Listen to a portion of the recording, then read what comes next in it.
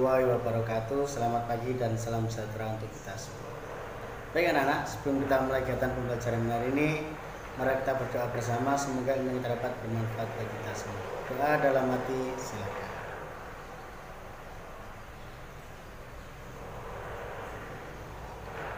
Selesai. Untuk kegiatan pembelajaran kita hari ini, kita akan belajar bersama tentang alat gerak pada hewan dan juga ide pokok suatu paragraf. Dalam kehidupan sehari-hari, tentu kita sering melihat hewan berada di sekitar kita, baik itu hewan peliharaan ataupun hewan liar. Setiap hewan yang ada di sekitar kita, mereka pasti mengalami pergerakan dari tempat asal, dari tempat satu ke tempat yang lainnya. Hewan dikatakan bergerak apabila hewan itu berpindah dari satu tempat ke tempat yang lain, sehingga hewan itu mengalami gerak karena dia juga memiliki alat gerak. Sedangkan hal-hal yang mempengaruhi hewan itu bergerak ada beberapa macam. Yang pertama yaitu berupa rangsangan, baik itu yang mengenai sebagian tubuh atau seluruh tubuhnya. Sedangkan yang kedua adalah cara bertahan hidup. Jika ada musuh maka hewan itu akan berpindah tempat. Yang ketiga adalah karena kebutuhan, yaitu makanan ataupun minuman. Hewan dalam memenuhi kebutuhan hidupnya ataupun melindungi diri ataupun menanggapi rangsang mempunyai cara bergerak masing-masing.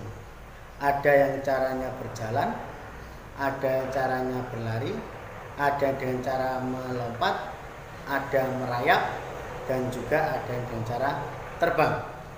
Kalau berjalan, contohnya sapi, kambing, kerbau. Sedangkan yang dengan cara terbang, itu kita semua tahu yaitu burung. Cara yang merayap yaitu jenis-jenis hewan seperti kadal, buaya itu dengan cara merayap dan juga cicak. Sedangkan untuk yang melompat adalah kelinci, kangguru.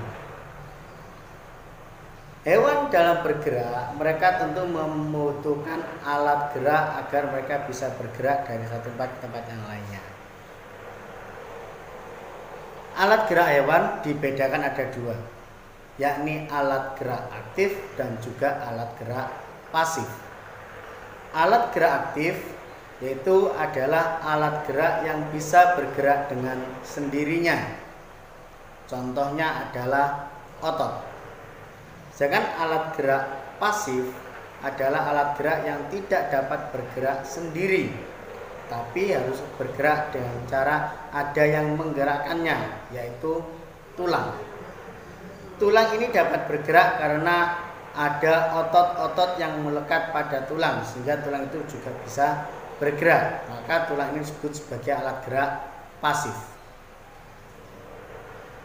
Sekarang kita akan membahas pada ide pokok suatu paragraf. Suatu paragraf pasti mempunyai satu ide pokok dan beberapa kalimat penjelas ataupun kalimat pengembang. Ide pokok adalah suatu gagasan atau suatu kalimat ide yang melatar belakangi adanya suatu paragraf tersebut. Sedangkan kalimat pengembang adalah kalimat yang berfungsi sebagai penunjang ide pokok paragraf tadi supaya menjadi paragraf yang baik. Macam-macam paragraf berdasarkan letak ide pokoknya ada 4. Yang pertama, jika ide pokoknya berada di awal paragraf, maka paragraf tersebut disebut sebagai paragraf deduktif. Yang kedua, jika ide pokoknya berada di tengah paragraf, maka paragraf tersebut disebut dengan paragraf ineratif. Yang ketiga adalah jika ide pokoknya berada di akhir paragraf, maka disebut dengan paragraf induktif.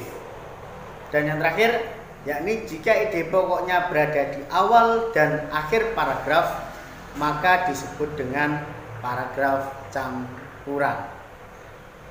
Baik, terima kasih anak-anak. Itu pembelajaran kita hari ini, yaitu tentang alat gerak pada hewan dan juga ide pokok paragraf. Sampai bertemu dengan video selanjutnya. Saya kira assalamualaikum warahmatullahi wabarakatuh. Selamat pagi dan salam sejahtera untuk kita semua.